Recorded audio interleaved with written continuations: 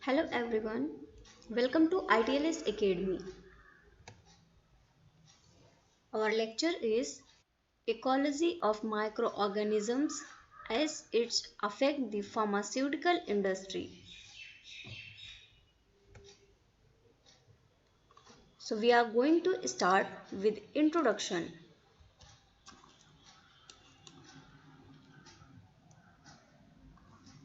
Our first point is the microbiological quality of pharmaceutical products is influenced by the environment in which they are manufactured and by the materials used in their formulation. With the exceptions of preparations which are terminally sterilized in their final container, the microflora of the final product may represent the contaminants from the raw materials, from the equipments with which it was made, from the atmosphere, and from the person operating the process or from the final container into which it was packed.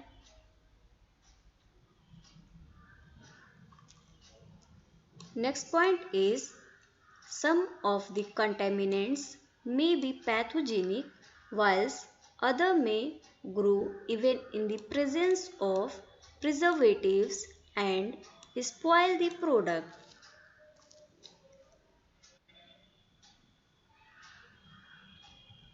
Any microorganisms which are destroyed by in-process heat treatment may still leave cell residues which may be toxic or pyrogenic, since the pyrogenic fraction lipid A, which is present in the cell wall, is not destroyed under the same conditions as the organism.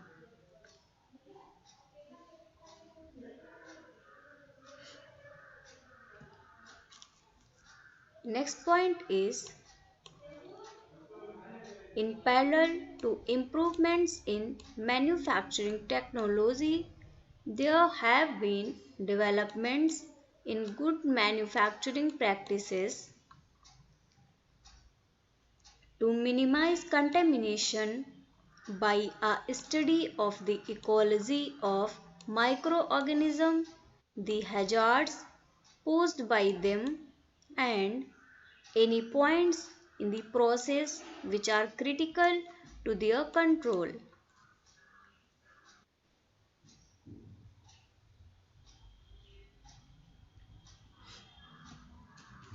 Next point is the type of formulation being prepared determines the microbiological standard of the air supply required and the hazard it poses.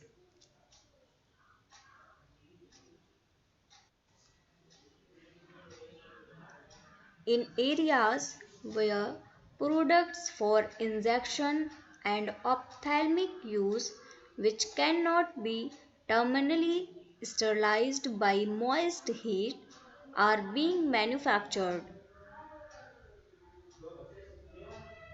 the air count should be very low and regarded as a critical control point in the process, since although these products are required to pass a test for sterility, although the test itself is destructive and therefore only relatively few samples are tested.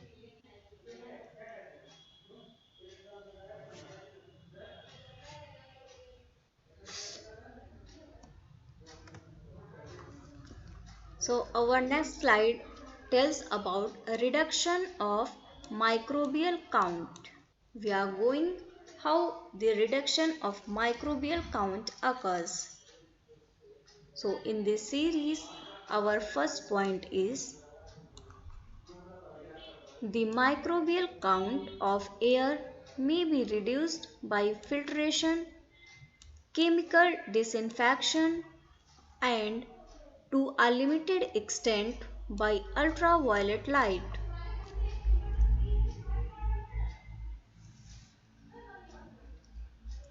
We can say that filtration is the most commonly used method, and filters may be made of a variety of materials such as cellulose, glass wool, fiberglass mixture, or polytetrafluoroethylene, or in short PTFE, with resin or acrylic binders.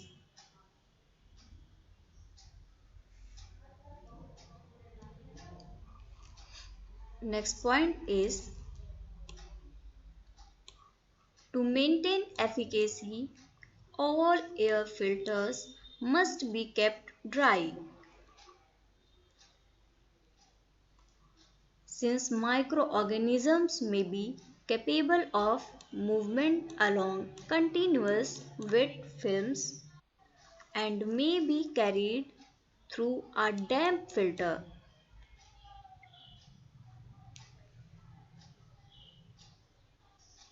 Filtered air may be used to purge a complete room, or it may be confined to a specific area and incorporate the principle of laminar flow, which permits operations to be carried out in a gentle current of sterile air.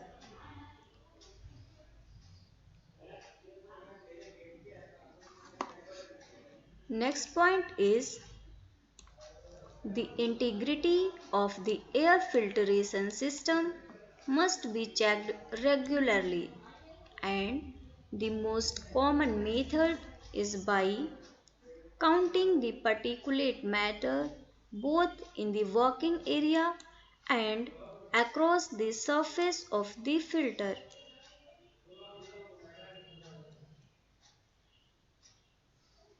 For systems which have complex ducting, or where the surfaces of the terminal filters are recessed, smoke test using a chemical of known particle size may be introduced just after the main fan and monitored at each outlet.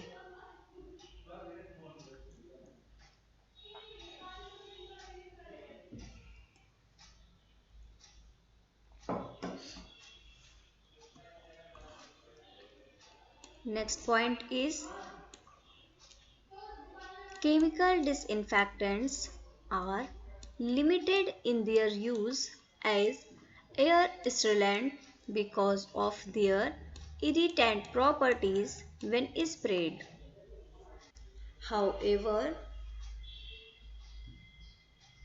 some success has been achieved with atomized propylene glycol at a concentration of 0.05 to zero point 0.5 mg H, and quaternary ammonium compounds at 0.075% may be used. Our next point is ultraviolet irradiation at wavelengths between 280 and 240 nanometers, that is 2800 and 2400 angstrom, is used to reduce bacterial contamination of air, but is only active at a relatively short distance from the source. We can say that bacteria and mold spores, in particular those with heavily pigmented spore coats, are often resistant to such treatment.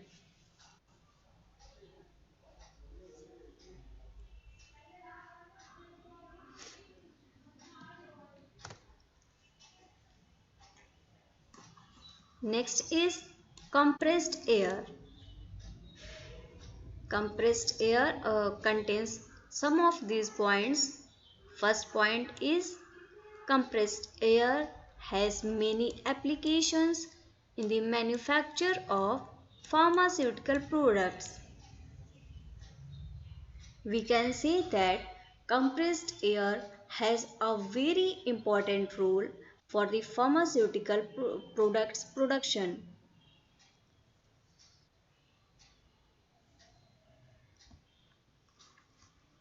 Next point is a few examples of its uses are the conveyance of powders and suspensions, providing aeration for some fermentations, and as a power supply for the reduction of particle size by impaction. Unless it is sterilized by filtration or a combination of heat and filtration, microorganisms present will be introduced into the product.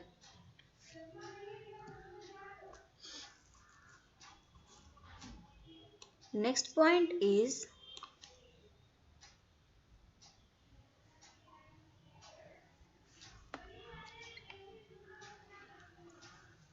the microbial content of compressed air may be assessed by bubbling a known volume through a nutrient liquid and either filtering through a membrane, which is then incubated with a nutrient agar and a total viable count made, or the microbial content may be estimated more rapidly using techniques developed to detect changes in physical or chemical characteristics in the nutrient liquid.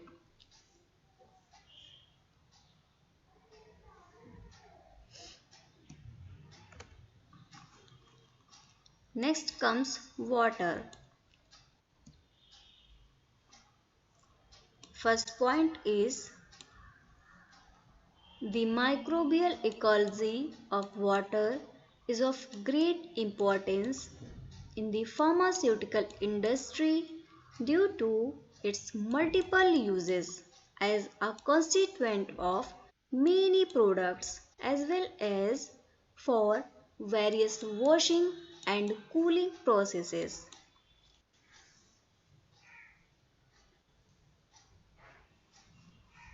Here, two main aspects are involved. First one, the quality of a raw material or raw water and any processing it receives and the distribution system. These are two main aspects.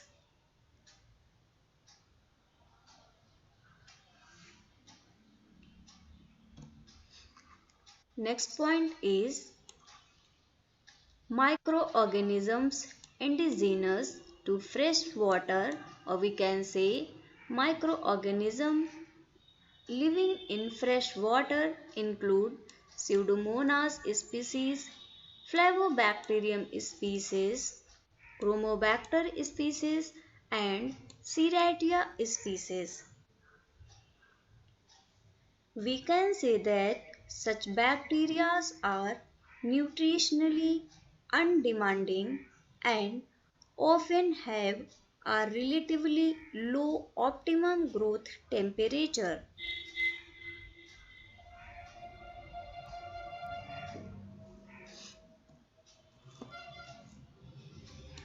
Next point is contamination by sewage results in the presence of Proteus species, Escherichia coli and other enterobacteria, Streptococcus faecalis and Clostridium species.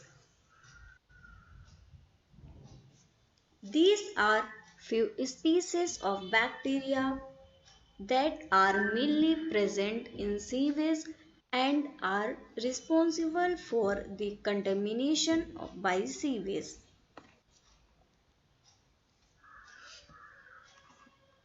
Next point is bacteria which are introduced as a result of animal or plant debris usually die as a result of the unfavorable conditions.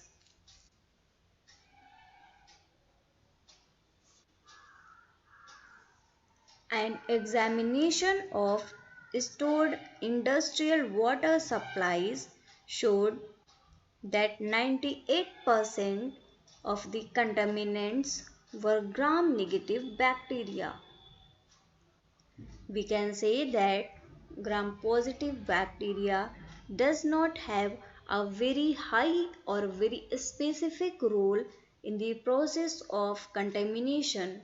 Most of the time, gram-negative bacteria are responsible for any contamination or any particular kind of disease.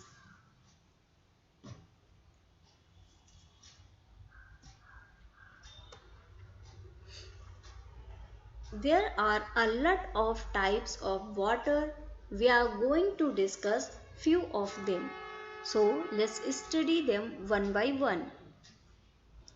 First type of water is raw or MAMS water.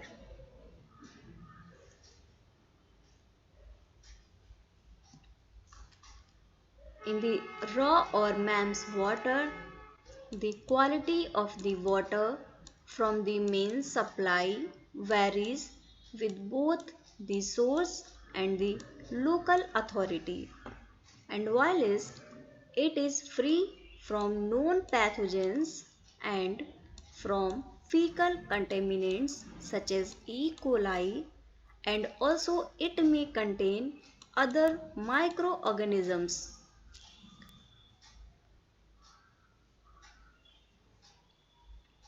When the supply is derived from surface water, the flora is usually more abundant and faster growing than that of supplies from a deep water source such as a well or spring.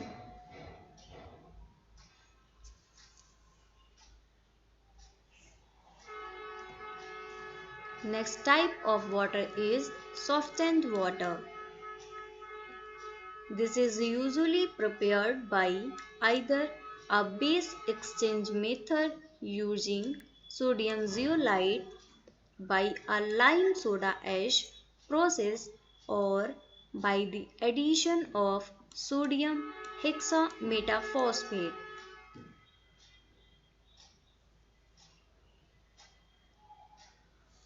In addition to the bacteria derived from the mains water, additional flora of Bacillus species also occurs.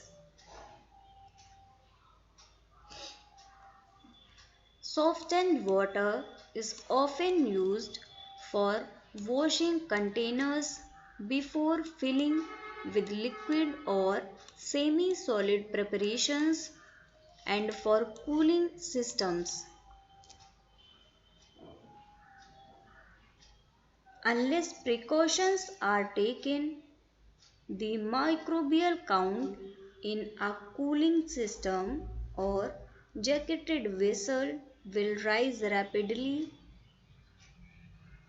and if faults develop in the cooling plates or vessel wall, contamination of the product may occur.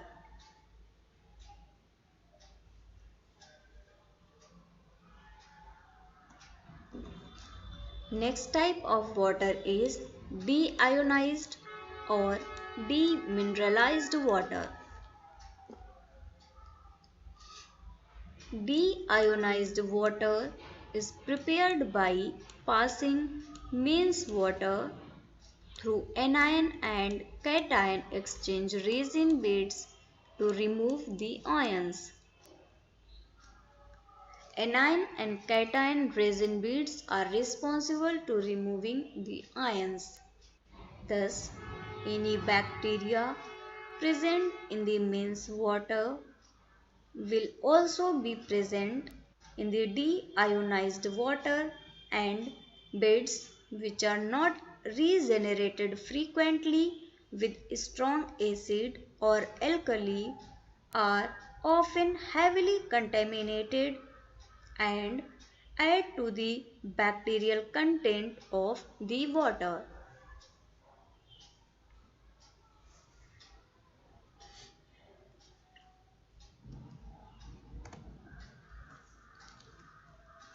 Next type of water is distilled water.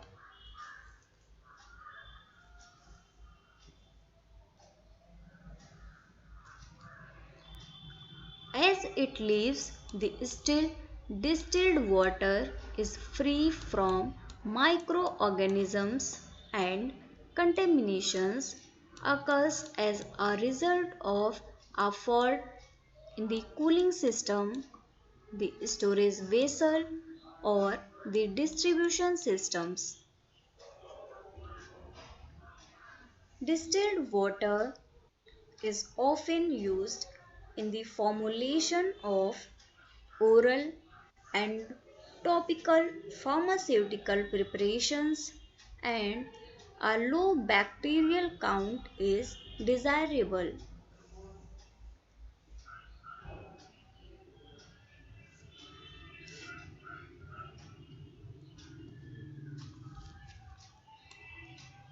Next point in distilled water is it is also used after distillation with a specially designed still, often made of glass, for the manufacture of parental preparations, and a post-distillation heat sterilization stage is commonly included in the process.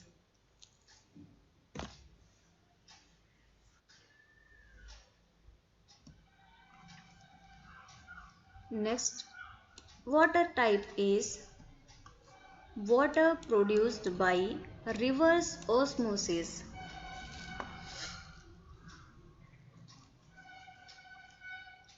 Water produced by reverse osmosis or RO is forced by an osmotic pressure through a semi-permeable membrane which acts as a molecular filter.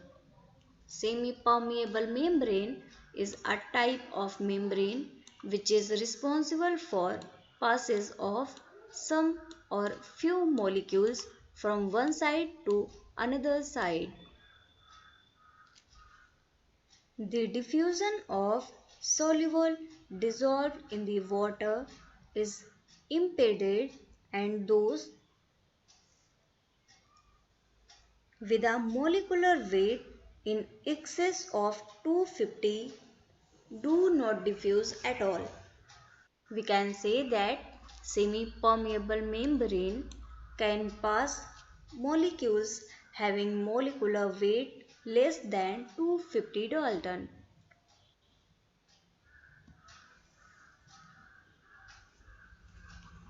Next point in water produced by reverse osmosis is the process which is the reverse of natural process of osmosis.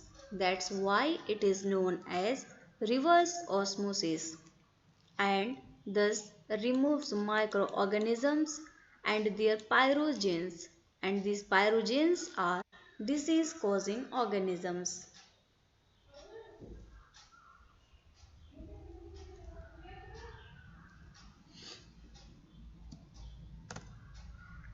So thank you very much guys for watching this session. We will continue this session in our next lecture. Guys, you can follow ITLS Academy on Instagram, Facebook, Twitter, YouTube, WhatsApp and LinkedIn. Guys, you can subscribe ITLS Academy on YouTube and you can also get it on Google Play Store. So thank you very much again for watching this session. If you like this video, then please like, share and also subscribe the channel. For any help or query, you can call us on 7080833450. You can also visit our website, that is www.itlsacademy.com. Thank you very much.